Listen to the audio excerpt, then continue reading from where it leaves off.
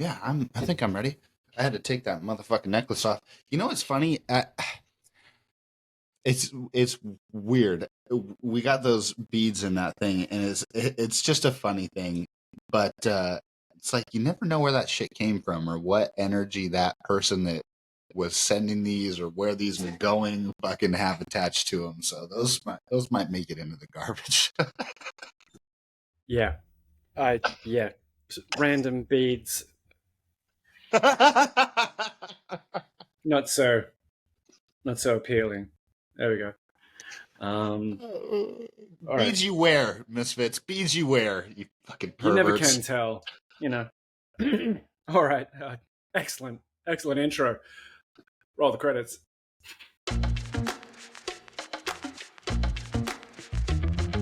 From Sydney, Australia, all the way to Portland, USA, two misfits hang out after class to riff on the B-sides of professional life. These are your professional misfits. All the way from Sydney, Australia, I am your host, Christopher Sellers. From Portland, Oregon, I'm Broedy Ipox. And we're your professional misfits, where we riff on the B-sides of professional life. And welcome back to Season 3, Episode 2, Misfits. And today's episode is everyone creative? It's going to be controversial. Broedy, you are a parent to 4 boys. You got one more on the way. Are all your children creative? Are they super special and gifted? Are they magical? They have their specific strengths. That was a long pause, bro. They have their specific strengths. They have their specific strengths. All right, let's go there. Let's leave it there. All right, you can't throw me under the bus this early. Come on. It's too soon. It's like, dude, got a running joke. Anyway. Before we get too far into, that's what we're talking about today, Misfits. So is everyone creative, or is that exclusive to the arts? Is it something that you're born with? Is it something about genetics? There's something specific I want to talk about, which is the contempt for creativity, which is something we might get into a little bit later. So this is different to, I think, an earlier conversation we might have had on Season 1 about creativity. But before we do, now that we're into Season 3, we have an official sponsor for the channel, and the official sponsor is Camp Misfit. So we created a holiday summer camp, Misfits, for all of you casual misfits who are down with the shirts and the merch and who want to download resources to start your own podcast. Tumblr's coming soon. Boom. And Industry Misfits who want to launch your own podcast to cement and develop your brand. So we thought, how can we bring all of you together in one place? And the natural answer, of course, is to have Camp Misfit. So Camp Misfit works like, if you support us by helping build this channel, we'll support you. And so all the members of Camp Misfit who joined before January 31st of 2024 are getting 15% off everything Misfit. So by becoming a camp member, it's 15% off the cereal box t-shirt, which you would have seen Broedy and I rocking last week. It's 15% off all the downloadable resources. It's 15% off the professional resources. So if you're a corporate brand and looking to level up, join Camp Misfit. So thanks for being members, and thanks for sponsoring the channel and all of that. And this is how we host both a Misfit podcast and run professional services at the same time, because we're convinced that you can do professional differently. B? No, that was good. That was good. We're good. Okay, I did it without a script. That's not bad. That's not bad. Cha-ching. Is that creative? I don't know. Let's find out. So, Broedy, is everyone creative? Everyone says everyone's creative, just in different ways. So is everyone creative? Okay, I'm going to let you get away with this question, and then I'm going to drill you. I know. Yeah, yep, let's go. Yep. So, look, it's strange because you and I have talked. My definition of creativity, I mean, it kind of falls pretty parallel to yours, if not at the simplest form the same. I think creativity is misconstrued, and I think you can have the same set of rules and constraints as an individual and come up with something unique. And to me, that's creative. I think my kids are a perfect example of that. So they are creative in all different ways. So my oldest, Elijah, he draws incredibly. I mean, it's insane some of the things that he comes up with from his imagination and the things that he puts together and the combinations that he decides. Like, that's creative to me. And then I've got the other and the oldest, Bentley. He's man, that kid, in conversation's sake, he is the funniest, wittiest, most creative kid I've ever heard in my life. It's so insane. But if you asked him to draw, Yeah. he couldn't. Yep. He absolutely could not. And then I've got Cole and Jax, and Cole is one of I mean, it's a phrase I'm going to coin. He's physically creative. There are things that you wouldn't think that your body is capable of doing that this kid will just try because his brain is working that way. And you can't tell me that's not creative. In some function or form, that is creative. And then Jax is just he's a clown. He's got to compete with all these different levels of creativity, right? Yeah. And because of Because that, he's the youngest, yeah. right? And because of that, he's just inherently creative, right? Because I have to think outside of the box constantly to be recognized or noticed. He just does things differently. He just is different. He in himself is what I view as creative, and that's so I would say everybody has the capacity to be so, but innately, no, I don't think everybody is creative. No. Can Yeah, you define innately? Because you're talking about your kids, and so arguably they're behaving innately, right? Right. So Yeah. No, that's fair. And the only reason I say that is because I don't think if you were to ask them where they understood where they were creative, right. they Yep. wouldn't know. And they wouldn't. And again, this is something that in my mind's eye, you have to nurture and be aware of, right? It's not just something that just by happenstance you're creative and it works, right? That's not real. So that's what I mean by innately. And I think there's a lot of people that ignore that awareness piece of it, where they're looking at what they are creative about, so. Yes. Like if I asked Bentley, what are you creative about? He'd be like, oh yeah, I'm really good at Fortnite builds. It's like, bro, that's which might be accurate, but it's right, fair, but it defines it in a certain way. Yeah. Yep. I hear you. So how All about right, you? I'm ready. How about you? Nope. But I want to hear an answer to this one because that was a good question. Do you? Is it something that everybody has? All right, I'll answer by giving an analogy, and you're right that everyone has a capacity, but let's imagine creativity was a language. Let's imagine, right? And so to say that everyone is creative would be to argue that, well, everyone speaks French innately, and you go, wait a minute, it's like, well, my 6-year-old can do this and this. It's like, yeah, okay, but if it was a language, then you can tell the difference between someone who knows bonjour, merci, au revoir versus someone who is conversational, right? There's a scale there. And even then, with a little bit more competence, you can tell the difference between those who are fluent and or native compared to conversational or basic, right? Because this is another misconception of creativity, that it's entirely subjective and it cannot be graded, which is false, right? Agreed. So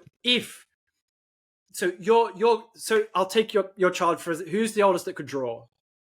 Elijah. Thank you.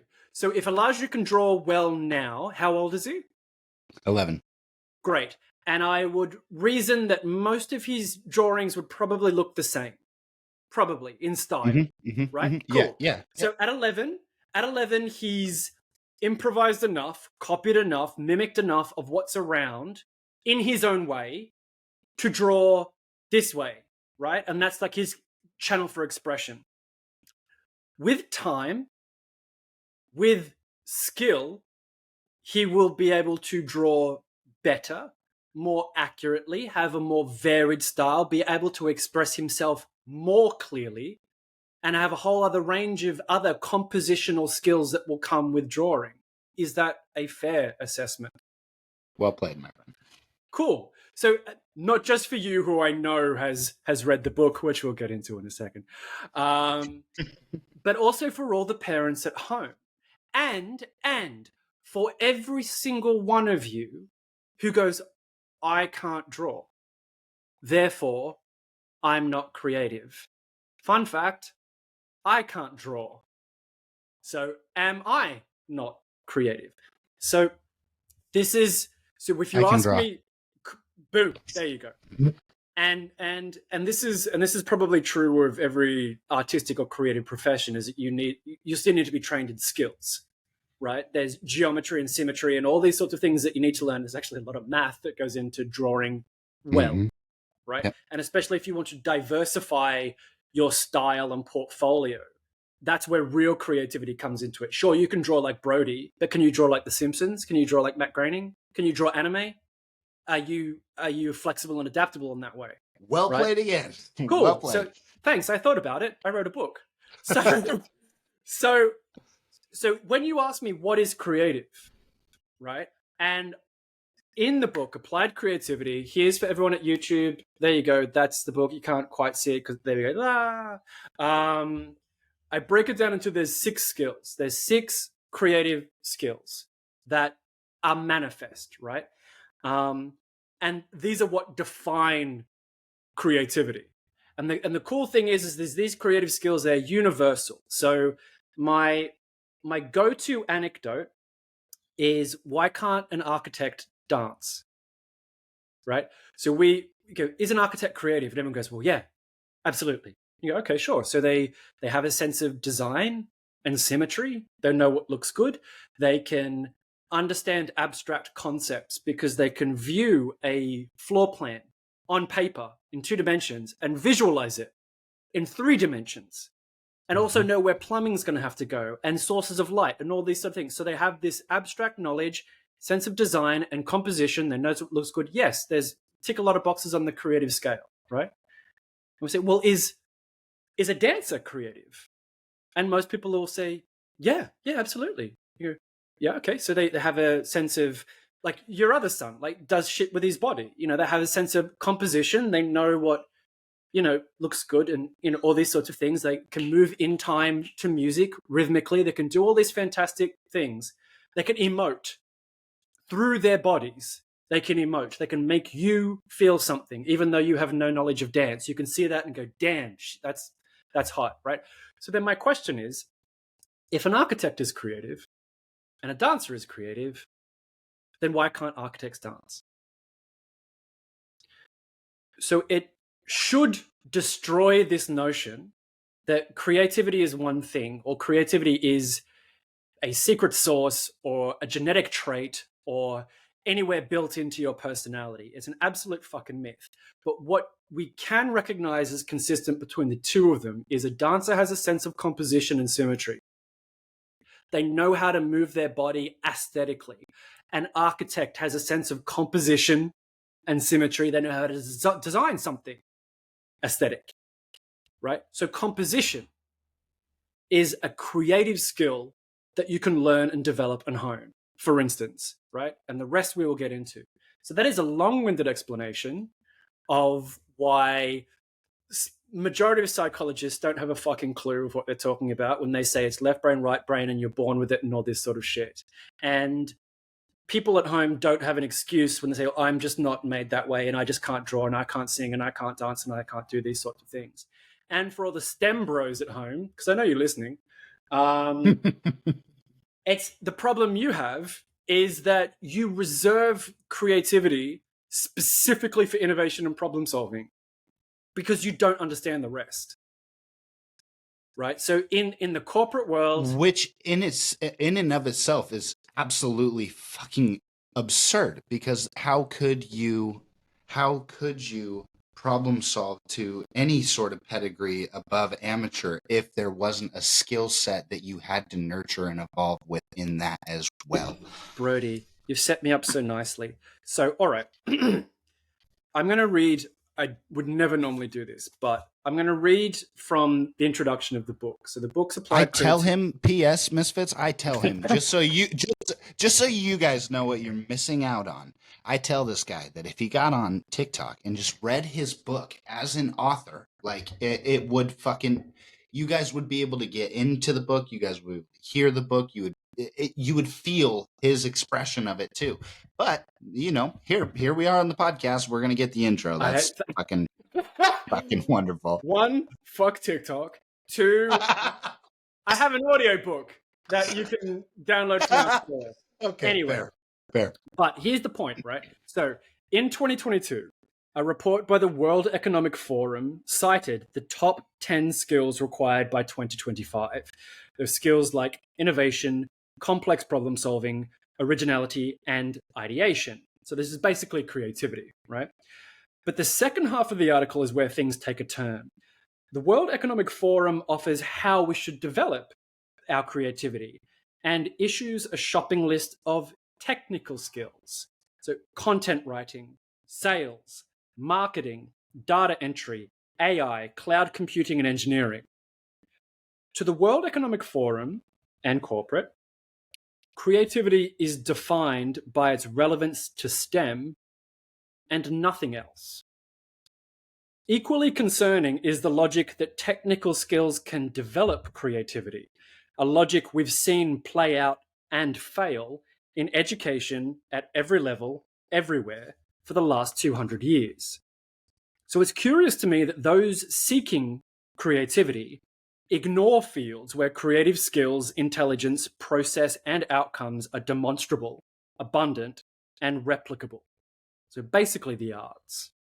And probably this is what we'll get into eventually. But this is this sort of discussion that every LinkedIn post about creativity loves to start with creativity isn't just drawing and dancing and music. But the quiet part that they don't say out loud is it is also drawing, dancing, and music. And again, you fundamentally misunderstand it. You can't isolate. It's like I don't speak French, so I'm only going to learn the words that I understand in English and fuck the rest, because that's all I can make sense of. Right? It's such a myopic, diminished, watered down, and twisted false view. He did warn you guys this was going to get spicy. I did. But anyway, I'm sure you have a question in there. But my point, okay, so why does any of this matter? Like, why does, like, in the age of AI, Broedy, in the age of crypto, in the age of self-driving cars, why does any of this matter? Why is creativity necessary? Well, I mean, when you frame it like that, to me, instinctively, I go to because we're starved of it. It's like you said with that last example. It's I think to a certain degree, we all start to recognize redundancies, and it's not. I'm trying to phrase this right. I really just truly think that at the base of it, there's something about expression that's really tied into why this is relevant. Yep. And then past that, it's also connection. And we cannot relate to things that aren't uniquely expressed to the individual, right? Or from the individual. And I really believe that with all the shit that's going to be coming here too, like you said, the age of AI, we've got crypto, we've got all this stuff, and it's going to get heavier, right? It's going to get heavier and more predominant. But I think so is that hunger. Yeah, yes, very, very good point. I'm trying to remember what you said because something triggered a light bulb for me. So if I cycle backwards, um, style to be expression. Thank you. So this is normally the parental defense, right? Is if you say, "Well, is everyone creative?" and I say no, they're like, "How dare you?" It's like, okay, you're conflating creativity with expression. Mm-hmm. Mm-hmm. Mm-hmm. Yes, they are linked. They aren't one and the same. All right. So, for instance, problem solving, complex problem solving is a creative skill that you can learn and develop. Has little to do with self expression. Innovation to improve a system or process that currently exists has little to do with self expression. The arts, the arts has more to do, and we can see how that's demonstrated. Your son draws something to reflect the world that he's in. Mm-hmm. Your daughter might sing something to express how she feels, or Mm-hmm. reference the world around her, right? So that's we as humans, we understand the deep connection that of one self-expression, how often this is creative, right? Mm. Now, Nice.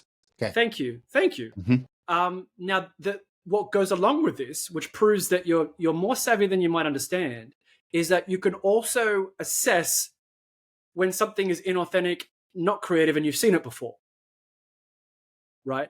So when someone borrows a quote from somewhere else, or anyone who's done a bad cover version of a song, you're turned off by it. Not necessarily because of nostalgia of the original, but because it's like, this isn't.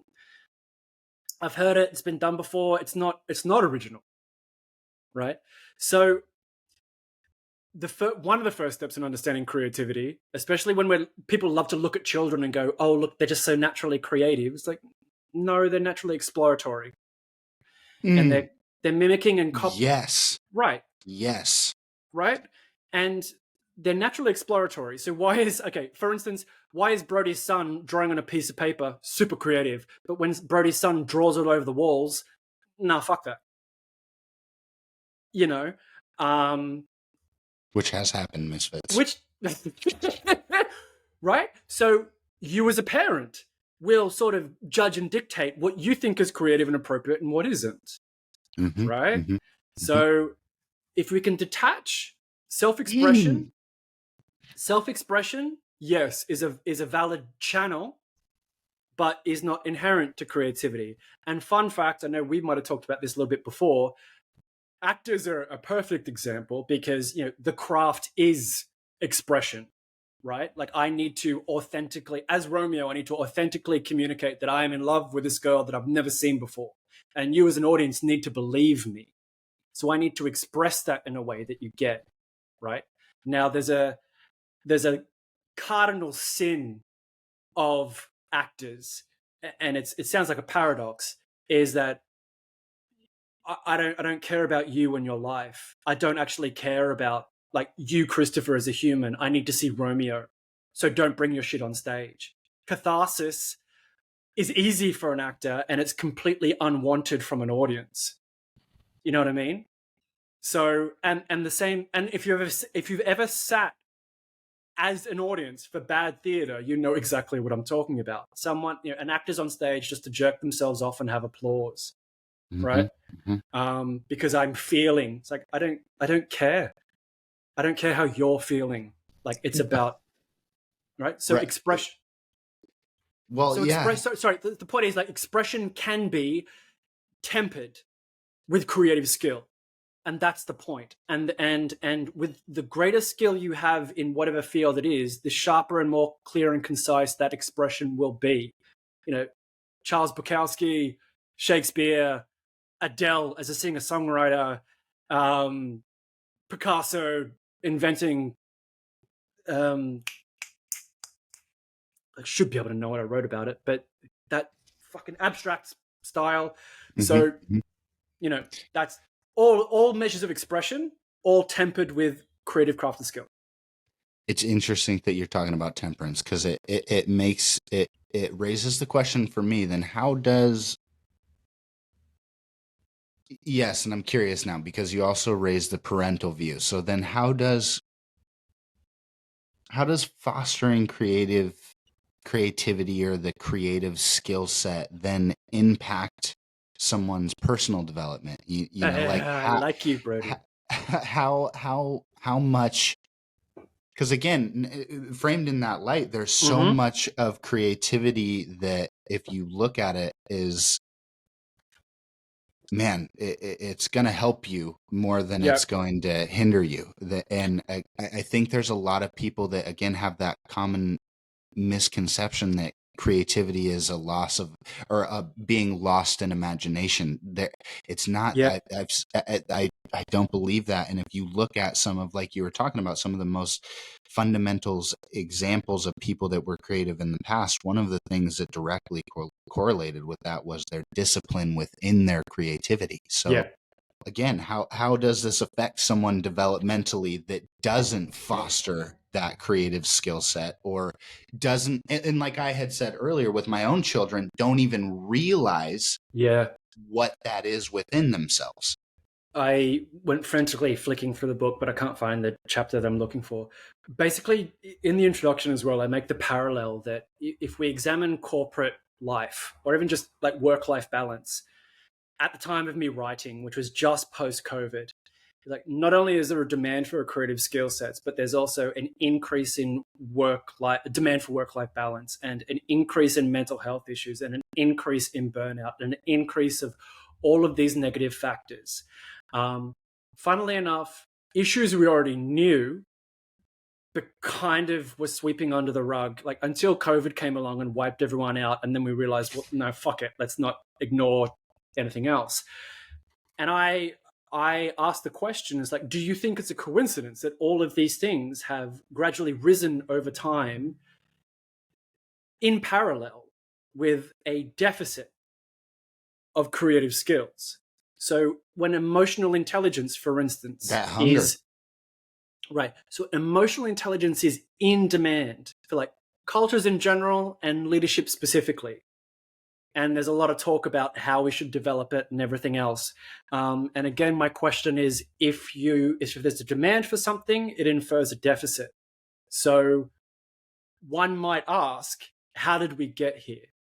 How did we get to a place collectively and globally that cultures and leadership as adults lack emotional intelligence and empathy? Maybe it's that lacking of the creative skill set. Well, yeah, real simple answer is like the short answer is school and societal values, because empathy is not transactional and can't put a price on it. You know what I mean? So I should learn skills that will get me a job. Empathy isn't one of them. It's a nice to have, but it's not necessary. But going to your question of like, well, how would where would we find it and how are we supposed to train it? Like, there's a specific chapter in the book and I can't find it, but I demonstrate that the only place you can learn, challenge, cultivate, reflect, and develop your own emotional intelligence as an adult is in the arts. Because Mm. because when Is we're this where you're talking about to link it to expression? Because this is where I feel like this kind of right, has. well, I'll try. But if we're talking about emotional intelligence, arguably we're talking about ethics, we're talking about values, we're talking about society norms, and even my own personal values and how they reflect in the world around me and all those sorts of things. Now, math doesn't challenge that. Science doesn't challenge that.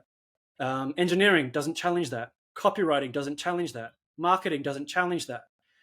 Finance absolutely fucking doesn't challenge that. Philosophy challenges this. Uh, Actual again, the arts, acting, theater, a million billion plays are all about challenging convention and how this would feel and what it would mean and what the consequences are, and make your own decisions. Poetry, literature, all of these things. Only in the arts are you given the opportunity to go, Broedy, you're an American in Portland, what does that mean to you, and what is your place in the world? Not in America, in the world. What's the history of that? Where are we likely to go? And is that what you want? Right? Only the arts asks this of you. So if you devalue the arts, then you devalue this development.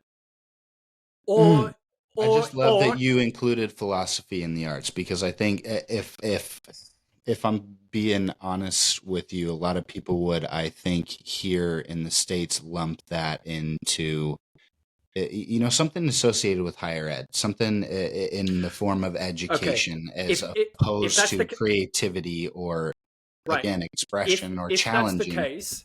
case, then I thoroughly recommend the author Alain de Botton and any of the books that he's written. He also has a YouTube channel on the School of Life. The reason I like him is because he takes philosophy away from the white wig institutions and demonstrates that the root of philosophy was supposed to be for you as like individual citizens to diagnose what makes me happy, what makes me sad, how do I fix it, right? So if you were sick, you would go to a Mm. doctor. Hold on. We didn't just stop at Misfits. You notice there, we didn't just stop at what makes me happy, what makes me sad. How do I fix it? Right? That's the biggest fucking piece, I think, within philosophy too. That, again, that is the art, right? That is the art of it. It is. It's so it was supposed to be. He is supposed to be practical, right? Not just theory. And that's why I really and he's simplified, and I really adore his work. And the a lot of the YouTube videos on the School of Life is literally, how do I have a good relationship? What do I do if I've been rejected? How do I approach strangers? And it's these self-reflective tools. So I know, yeah, philosophy offers this to us as individuals as part of the arts. I mean, critical reasoning and critical thinking is a philosophical skill. If this is accepted as truth, then what else could it be? And what's beyond that? Like this is a critical thinking is a creative skill because it's not accepting what's given, right? And it's finding other ways and other possibilities. Okay, then I want And to stop you there real quick, because I have another question. go for it. In what ways then does creativity actually help with problem solving and this kind of, I hate the buzzword innovation. Yep. I hate it. I fucking Yep. hate it, because, again, it's just so misused. It's just so Yeah. fucking misused. But creativity, what role does it play then there? Because as much as, again, people look at philosophy wrong, there's a practicality to philosophy that Yes. it problem solving too. There's a practicality to that set of things, and Yep. with creativity blended inside of it, you tell me. So I do. what does it Okay. contribute to problem solving then? That's the best question. What All right. does creativity contribute to problem solving and innovation? How about that? Perfect. Okay, here we go. I'm going to read a chapter from the book because exactly this. Mechanics. Okay, problem solving is a creative skill. Blah blah blah blah blah, and it's generally reactive, right? So a problem has to exist first in order for you to solve it. Okay, so mechanics, they problem solve on a daily basis. So if I go to a mechanic and say my car won't start, it makes a funny sound, but it won't turn over. From this cursory information, a skilled mechanic may narrow down a diagnosis, similar to a doctor consulting a patient, right? A few questions, a peek under the hood, and they can effectively treat your issue. So effective problem solving commonly relies on linear expertise. So the more knowledge and experience your mechanic has with engines, the more quickly and effectively they can solve your problem. Blah, blah, blah, blah, blah. As a creative skill, problem solving will always be in demand to fix what's broken, and it is critical in overcoming personal and professional challenges. Meeting obstacles is commonly where your problem solving skills are flexed, and in a professional capacity, your linear expertise is often sufficient. However, life is known to throw obtuse challenges.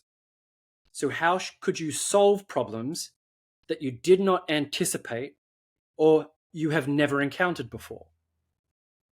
So this is often where you need to get creative. Now, a blind spot for problem solving is that it often relies on its own internal linear logic, trusting that the solution for the problem may be found within the system that created it, right? So if I have a faulty engine part, I can just swap out and replace it with a similar engine part, right? So relying on this approach is satisfactory to most, but it's insufficient when the problem is complex. So if you have a patient that comes to a doctor and says, I feel sad, right? It's insufficient if the problem is caused by logic that's outside the system that created it. So if you look at, work practice and productivity and burnout and all those sorts of things, you know what I mean? Pushing people to come home to the office isn't going to solve productivity and burnout, for instance. And the problem is caused by a condition outside of its logic. So COVID-19 is a perfect, wars in Europe, perfect example. So in environments with complex conditions or where standard process fails, you must often move outside the system from which the problem originated. And this is where you need creative skills like adaptability, emotional intelligence, all of these sorts of things. It's easy to fix what's broken, but when problems are complex or multifaceted, multi-layered, or interdependent, that's another good one. If you, let's say you write code and you have a problem with the code, sure, you go back, you tidy up the code, you fix it, right? Unless that program is connected to 6 other programs, which is normally the case. And now you've just triggered half a dozen bugs in every other system. So how can you comprehensively address that?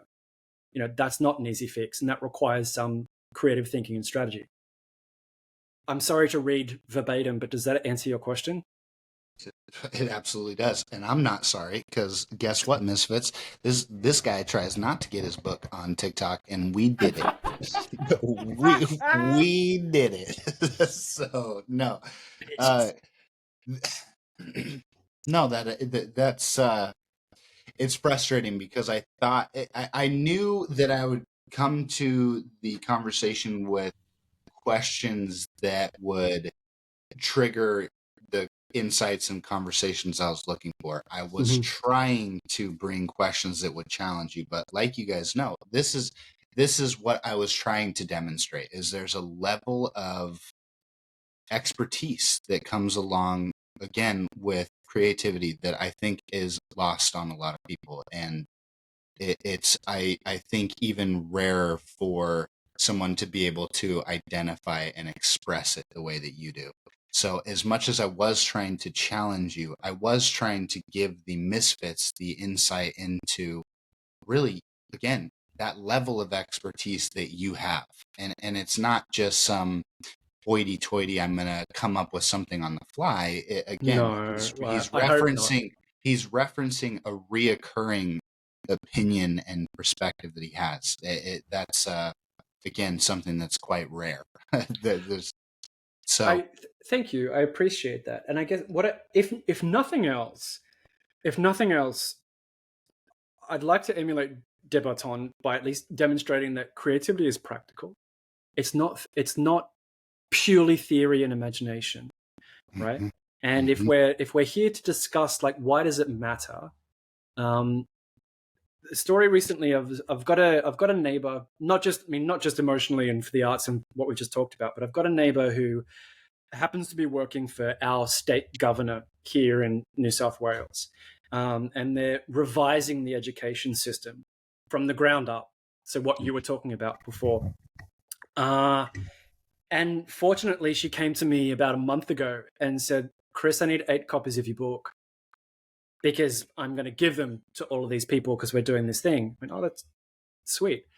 And her rationale was precisely if we're living in the age of AI, and there's a whole bunch of stuff that can be automated and still things that we haven't even thought about yet, what's left?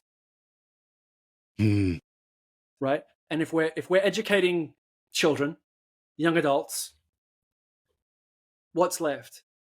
And it's not going to be, the skills of how to use said application. No, you know, it's not. because that can be learned online in a week or whatever. But it's going to be like, how can we leverage them in the best possible way? And surely, she takes my argument, like, surely it's the user. It's not how fancy and technical the brush is. It's the skill, the imagination, and the craft, intelligence of the user, right? Right. Yeah.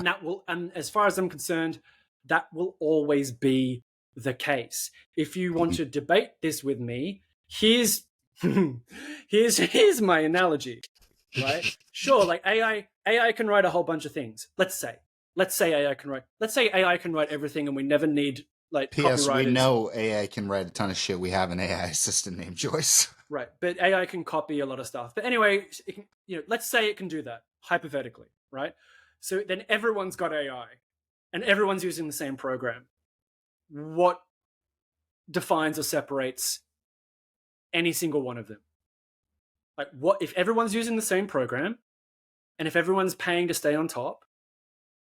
What's going to define anyone from anyone else, or as a leader, or as original or unique in their field? Okay, Again, reference that hunger that I mentioned earlier. I right. think people are going to be starved for it. Right. And you come to realize it's not the program. And if anyone knows, if you know a little bit of AI, it's not a Google search. It relies on specific prompts in order to generate responses. And this is true of Midjourney, which is graphic AI, as it is to open source other AIs, which are research or writing tools, right? Mm-hmm. So Mm-hmm. you how in order to reach a specific outcome, and to and this is the case I make to all of my clients and corporates that I work with, the only way you can lead is by having a creative solution and a creative approach. It's the only way you lead. No one ever gets ahead by mimicking somebody else. You need an edge, whether it's an inch or a mile. And again, any fucking example somebody has of a copy or a mimic or show me the sustainability, right? And Yep. show me an even a business perspective that the company that didn't get absorbed, right? It's get the fuck out of here. It's again, I'm in complete agreement. I think it's that again authentic uniqueness that each individual has, and if you're not living within that, I don't believe you. And there's one thing I do. So let's dial it back to the individual for a minute. Because if we know that creativity is linked to expression, and if we're talking about what does it matter and how is it relevant, and all these sorts of things, and I'm making the case, then even in a circumstance of problem solving, like literal problem solving, is like, what happens? What happens when you get dumped? Mm. What happens? What happens when you lose your job? What happens when your kids don't want to speak to you? What happens when you aren't making the money, didn't get the win? What happens when you fail? How do you solve that problem? How do you solve that problem without the emotional skills and capacity? How do you keep yourself safe? How do you manage yourself without some sort of humanity, or creative humanity, to find a sort of way to survive and endure? And surely you don't have to have answers. Here's the thing: you don't have to have answers for this right now, but you should recognize that a great resource of how to cope and how to survive and how to thrive and how to endure and how to recover and how to forgive resides in the arts, in the museum. This is, heartbreak has existed for as long as men and women and relationships have been alive. That, in philosophy, in music, how many of us go to our favorite breakup song? In poetry, in film, how many of us go to a classic that makes us cry? In all of these things. So a great source of humanitarian comfort is resting here, which we take for granted. Math isn't going to solve it. I love Chemistry that. and science isn't going to solve it. Taken for granted. That is that's it in a nutshell. I think circling back to what I was saying earlier, I don't even think people are aware of it. Is the thing. I just and and I don't think it's an intentional thing. So I'm not, and this isn't a jab Oh, at yeah. anyone. I think again, one of the I think nuances of any kind of respect given due to experiences, you don't realize it until you've experienced it. You don't have the respect until you've experienced it or until you understand it at that fundamental level. And Yeah. And look, how this, do I you mean, do that then? How do you, because look, I think in where I'm going with this is I think you could even give people your book that have no fucking concept of creativity, not a single one. And this isn't to testament of your writing. I think your writing's amazing. I think if there was any chance of someone to understand creativity, it would be in that book, which by the way, it's sitting right there. I just I think there's people that would still miss it. And I wonder then, is that it has to be a choice. It has to be a choice to some degree, right? It doesn't it? Because it or a yeah, denial of that's probably, all right. So yeah, you're leading me this way. Yeah, I, so I mentioned this at the beginning, this contempt, it's a yep, corporate contempt for creativity. And I'll explain it like this is, and if you're listening at home, then you're a misfit and you're probably going to get it. But in my opinion, and in my professional opinion and experience, despite all the talk and the money that is invested into innovation, in inverted commas, there is a deep-seated, often unconscious bias and contempt for creativity and creatives. And I'll explain it like this, because if I work anywhere, pick an organization, pick a system, pick an industry. So I've gone to school, I've got the degree, I've learned the rules, I've put the time in, I've gained the experience, I've achieved a certain level of whatever. Something breaks, we can't fix it. The board comes down and says, we want a new way of doing things, blah, blah, blah. We want a new way, right? So all of the people who are like me think on this and come up with our best sort of solution, which might be adequate. And then a creative walks in. Now, a creative, like a misfit, doesn't walk like you, doesn't talk like you, doesn't go to your school, doesn't think the way that you think, but comes in from the outside, solves this problem. Normally faster, normally with a better solution, a better idea. They're more original, they're more unique, they can challenge your thinking, they can poke holes in what you have. If you're those people in that industry, generally your first impression is, who the fuck are you? It's a rejection. How dare you? Don't you know who we are? Don't you know what this building is? Don't you know what I'm paid? All this sort of shit. And so generally creatives are generally misfits in whatever degree. They might, put on the suit and tie, but, they'll step into that role. But to challenge a status quo, to challenge thinking and to come up with a genuinely creative, original, practically effective solution, you're going to piss off a lot of people that couldn't get it, right? And then you put this in a corporate environment where you're sitting around the table with members of the board and there's hierarchies at play and there's promotions at risk and there's salaries and all these sorts of things. So you can look to the guy next to you who didn't get the solution either. And you're like, who the fuck is this guy? And then this clique sort of forms. And so despite the rhetoric of we're all about new ideas and invention and innovation, you can see for yourself how innovation is so incredibly slow and futile and pointless and often fails. You can point to the statistic that 9 out of 10 startups fail, and I would attribute it to complete lack of creative skills rather than, finance or anything else. It's a deep-seated contempt for difference. And that's why on the surface, we'll often say like we're open to new things, but when presented with the new thing, you feel some real resistance.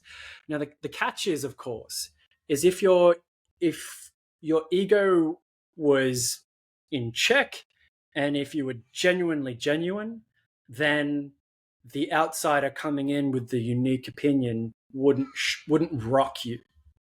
Right. You're the person that's Right. looking for those guys, right?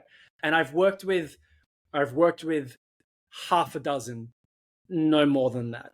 I'm very, very fortunate that the opening chapter of the book, which is the hotel room, these guys were intelligence and they were specifically looking for that. We want a civilian who doesn't think like us, who isn't trained in anything military, to hopefully come up with something that we couldn't think of ourselves.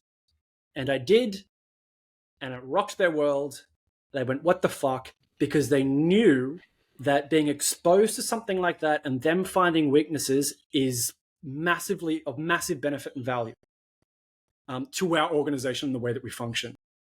Mm-hmm. But that's also and that's almost an inverse opinion of most corporate organizations. They don't want to be exposed. They don't want their weaknesses pointed out. They don't, often the time if you want to innovate, which is sort of like proactive problem solving, you have to illustrate weaknesses in the current system or process, right? Mm-hmm. And even so, any of you who have tried to innovate with an organization, you understand the politics, you understand how frustrating it can be.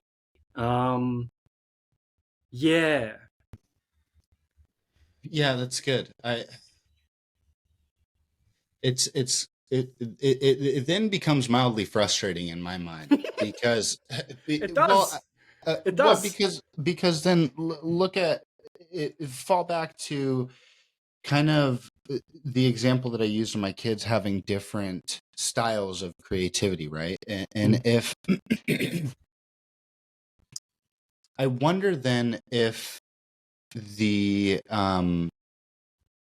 building of those skill sets has to come from an outside influence to inspire creativity. Do you see where I'm going with this? I do.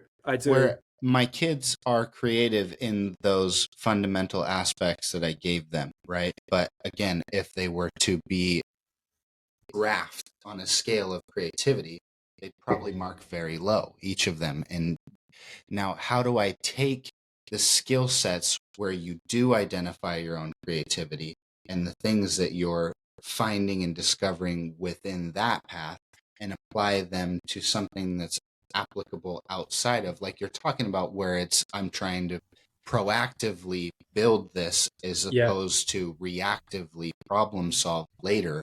Right. Okay. How the fuck? Okay. Sure. So here's a real simple solution. Like not every creative pursuit needs to be a career. Agreed. Cool. Can we just burst that bubble? So if your kid likes to draw, it doesn't mean they grow up to be going to grow up to be an animator and die as a starving artist. No, but you can foster this hobby. Now, what does drawing teach you? It's going to teach you composition, design, and style, and all these other really cool traits that actually can be applied across a myriad of fields. Right now, for those who don't know, I designed. Okay, number one, I designed our logo, designed the T-shirt, designed and built the website, right? So everything that you see there in terms of aesthetic choices and technical choices and everything else, I designed it from scratch. We didn't pay anyone. I did it. I'm not trained in coding or anything else like that. I think I do have a fairly sharp eye for design and composition, which lends immensely when it comes to branding, style, theme, tone, and everything that you see built. Right? The same applies with like emotional intelligence, for instance. You want to learn how to sing and express yourself. You want to take up acting as a side hobby. You're going to learn a bunch of creative, artistic skills that are universal and translate to your life as well as your profession. And I'm more interested in the holistic approach than the siloed approach.